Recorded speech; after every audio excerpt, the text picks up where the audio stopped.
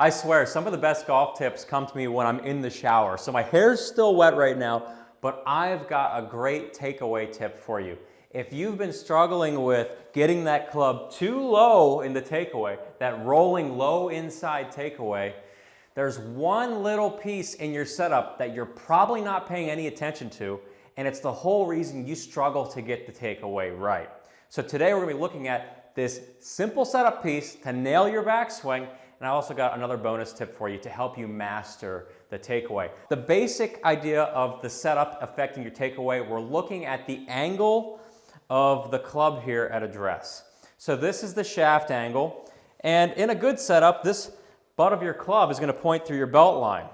Now another thing I want you to look at here is the angle of your wrists, and this is what often gets overlooked. If your wrists are too downward angled, this can cause you to have a takeaway that's naturally lower. If your wrists are more hinged at address, this can cause the club to stay more out and up. And one of the problems with golfers who have a really low inside takeaway is they're simply setting up with too much of a downward wrist angle. So it makes it easier for the club to travel lower and inside. But the second I get those wrists angled, hinged more at address, just taking the same swing, the club automatically stays more out in front of my hands. So what goes on when you have the club traveling a little bit too low? Why does this destroy your backswing? Well, if the club gets too low behind your hands, you can get your arms stuck well under your shoulder line, and this can cause you to chunk it. You're not going to get enough shoulder turn, so you're lacking distance, and your contact is inconsistent. If you look at the shaft line here, this is the shaft plane of the club. As you swing back, we want the club traveling on that line. So if you draw that line in your mind, and you keep that line there in your mind as I swing back, you'll see that club traveling up that line. The initiator of the takeaway is the shoulders. So if we get everything set up correctly, all you got to do is turn the shoulders. In example 1, I set up incorrectly with my wrist downhinged. We call this ulnar deviation. And I swing the shoulders, and there's my takeaway. It's well behind me. Option B, we hinge the wrists a little bit more at setup, so we lower the angle of the club slightly. This creates more of a break angle between the shaft and the wrists and the arms, so the difference between this and this. And if I just swing the same way, turning my shoulders, it goes right up that shaft plane for the correct takeaway motion. Now, we can overdo this. I want to caution you against getting down here because the club just goes straight up in the air. And there's some other things to keep in mind as you're doing this. The loft of the club is greatly affected by your wrist angle at address. So the more ulnar deviation I have, the less hinge I have, the lower the loft, and it closes the club face. So this means you can hit the ball lower, and it's going to encourage the ball to draw more. The more I hinge the wrist at setup, it increases the loft, and it opens the club face. So you're looking at hitting a higher shot and potentially influencing a fade to happen.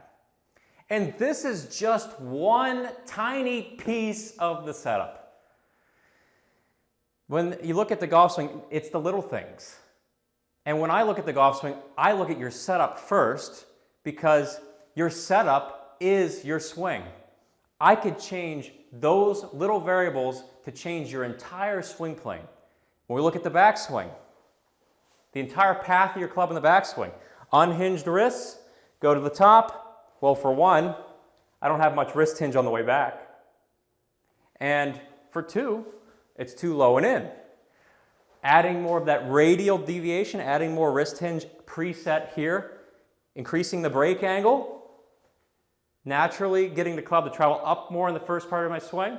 And as I get to the top, I've got another awesome thing happening, that's full wrist hinge. So look at all the benefits of this little wrist piece right there at address. The difference is huge between minimal hinge, maximum hinge, and we're somewhere in between right there to get those wrists preset, because if I just swing the shoulders, let's say I don't do anything with the wrists, unhinged, the first part, hinged. Look at that. Unhinged, hinged. So I'm turning my shoulders the same. You can see that in both examples. There's the shoulder turn. This is adding that break angle. This is having no break angle. No break angle, adding break angle.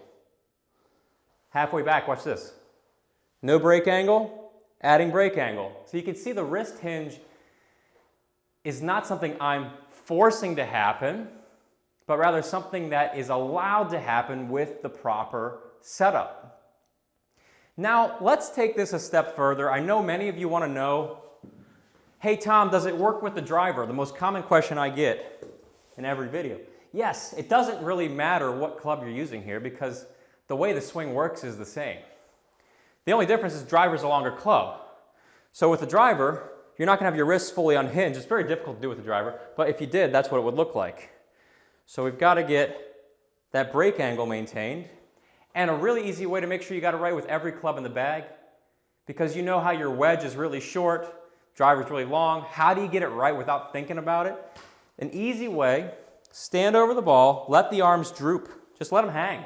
This is your natural arm setup. So we're not fighting your body here, keeping everything natural. When the arms hang, there's your break angle. Butt of the club through the belt, arm hang natural, you're ready to make a good swing. Start the club back, boom, correct takeaway. Club staying a little bit more out in front of you, not getting thrown behind you. And the same other things apply that I just showed you with the wedge, including the wrist hinge, increasing the length of your backswing without doing anything with the wrists, so more power, and you got the club on the proper path. But you can see right there in both examples, because of this break angle, there's the takeaway. Because of no break angle, there's the takeaway going way low. Increase the break angle, there we go.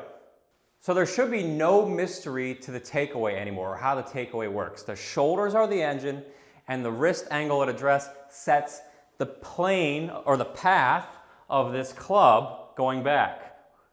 We want to have a moderate wrist set, moderate break angle at address to influence the club to travel up the proper path and give you good wrist hinge. I know what it's like to struggle with a low inside takeaway for years. I was that guy online searching up takeaway tips, and I kept clicking through video. They all said something different. And if someone would have just told me, create more of a break angle here, and then just swing, I'd be like, really? That's it? Boop! Boop! You'll hit it every time.